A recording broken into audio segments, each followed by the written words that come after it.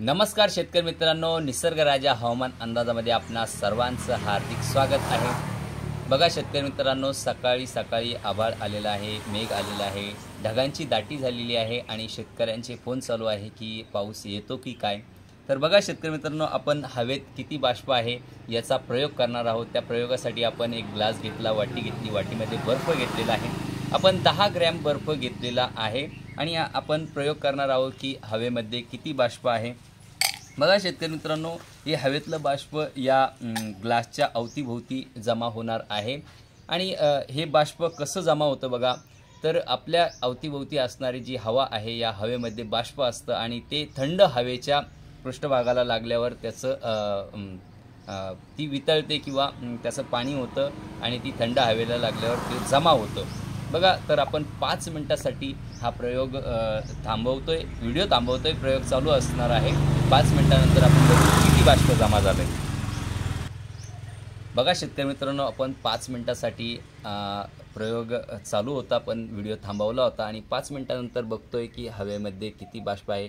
हे बाष्प बघा, हवेतलं बाष्प हे ग्लासच्या अवतीभोवती जमा झालेलं आहे आणि सध्याच्या कंडिशनला हवेमध्ये 78% बाष्प आहे आणि या 78% बाष्पचा फार मोठा पाऊस होत नाही, 4-2 थेंबांचाच पाऊस हा पडू शकतो।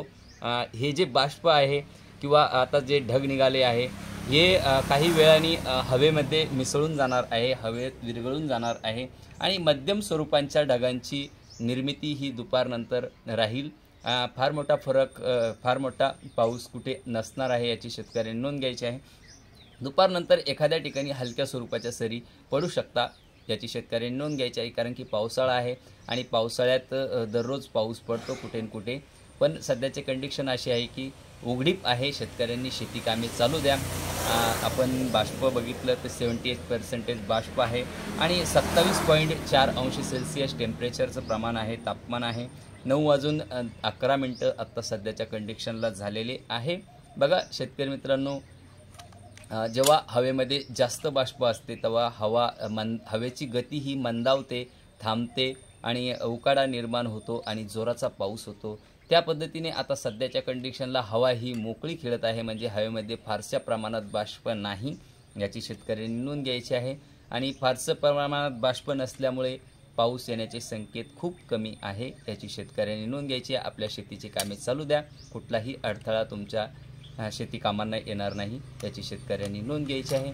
माझं नाव रवींद्र चांगदेव डमाळे, मुक्काम पोस्ट धोंदलगाव, तालुका वैजापूर, जिल्हा छत्रपती संभाजीनगर। धन्यवाद।